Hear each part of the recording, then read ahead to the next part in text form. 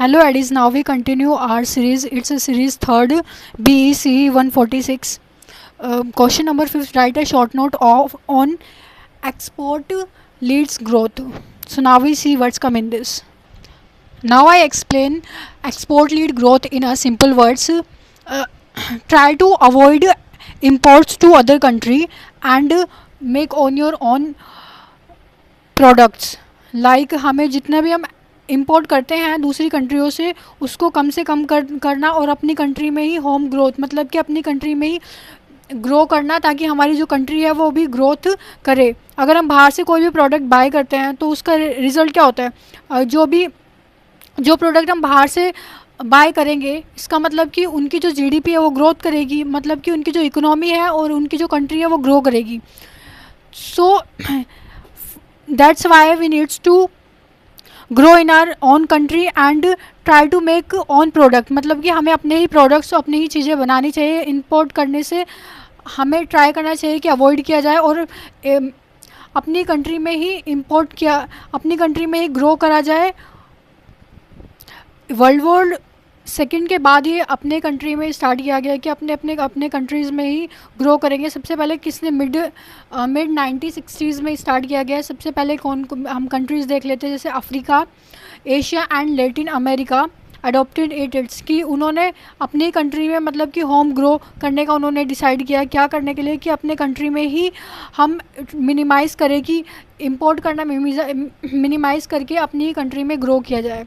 That is कमीना export lead growth कि अपनी कंट्री को ग्रोथ देना है, अपनी कंट्री से ही प्रोडक्ट को दूसरी कंट्री में इंपोर्ट कराना, बट लेकिन अपने ही किसी के प्रोडक्ट्स को इंपोर्ट नहीं करना, अपने ही प्रोडक्ट्स को एक्सपोर्ट करना अदर कंट्रीज़ में। Because we needs to do this things and then we needs to grow on country. emerging nationals like India adopted ICI to prevent it. An active industry policy to encourage our domestic industry base। जो active मतलब हम बोले कि हमने किसको अंगेज किसने किया, domestic products क्या कर रहे थे कि जो इंडस्ट्री पॉलिसी थी वो अंगेज कर रही थी किसको, डोमेस्टिक इंडस्ट्रीज़ को अंगेज कर रही थी कि क्या करने के लिए, ज़्यादा से ज़्यादा एक्सपोर्ट करने के लिए। Product trade barriers, a monetary policy that rational foreign exchange by multiple exchange rates to change imports of। अब ये क्या गया है कि जैसे जब भी हम भी कोई भी प्रोडक्ट बाय करते हैं मतलब इंपोर्ट करते हैं तो हमें उसका अलग से टैक्स और अलग से ही हमें पे करना पड़ता है, मल्टीपल चेंजेस करने पड़ते हैं, मल्टीपल पेज करने पड़ते हैं। That's Kamina export lead growth. I hope you understand this. Next important question is child labor. Let's see what's come in this. Child Labor Abolition and Regulation Act 1985। अब child labour के लिए act बनाया गया 1985 में। According to estimate, अगर हम estimate के according देखें, India is the country with the most child labour world wide. जो इंडिया है जो एक ऐसी कंट्री है जिसमें कि मोस्टली चाइल्ड लेबर है वर्ल्ड वाइड, अगर पूरे वर्ल्ड में देखा जाए तो। Under the child labour Abolition Regulations Act clear it is illegal to hire child under the age of 14। अब इसको इलीगल कर दिया गया एक्ट के अकॉर्डिंग कि 14 उनको हायर करना, 14 ईयर्स के जो मतलब 14 ईयर्स से अंडर जो भी चाइल्ड है उनको हायर करना उसको इलीगल कर दिया गया था। For danger jobs like producing exploitation and match and weaving carpets in factory. When childs are permitted to work, the act established guidelines for their working hour। अब जो मतलब ये काफ़ी डेंजरस था, उनको एक्सप्लॉइट किया जा रहा था, मतलब कि जो उनसे छोटी एज के थे और अबव भी थे तो उनको एक्सप्लॉइट किया जा रहा था, इसलिए उनके लिए एक्ट बना दिया। और एक्ट में क्लियरली गाइडलाइंस लिखी हुई थी उनके वर्किंग आवर की उन्हें कितने वर्किंग आवर में उनको वर्क करना है कितने में नहीं करना। I hope you understand this.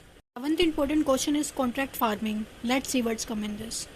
Contract farming involve agriculture productions by carrying out on the basis of agreement between buyer and farm producer। अब क्या है कि एक कॉन्ट्रैक्ट होता है, कॉन्ट्रैक्ट फार्मिंग में क्या होता है, जो एग्रीकल्चर के प्रोडक्ट्स होते हैं उसको कैरी मतलब कि एक एग्रीमेंट, किनके बीच में एग्रीमेंट होता है, ये बायर और प्रोड्यूसर, मतलब जो उसको ख़रीदने वाला है और जो उसको प्रोड्यूस करने वाला है उनके बीच में एग्रीमेंट होता है।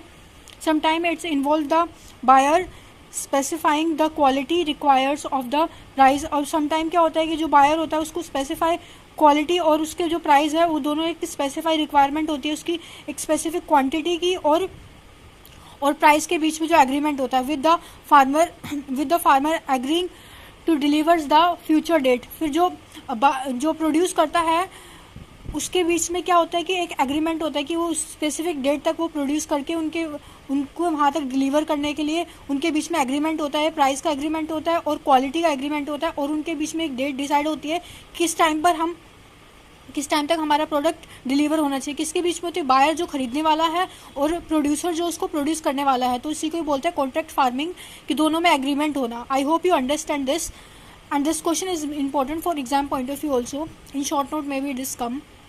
Let's see next one question.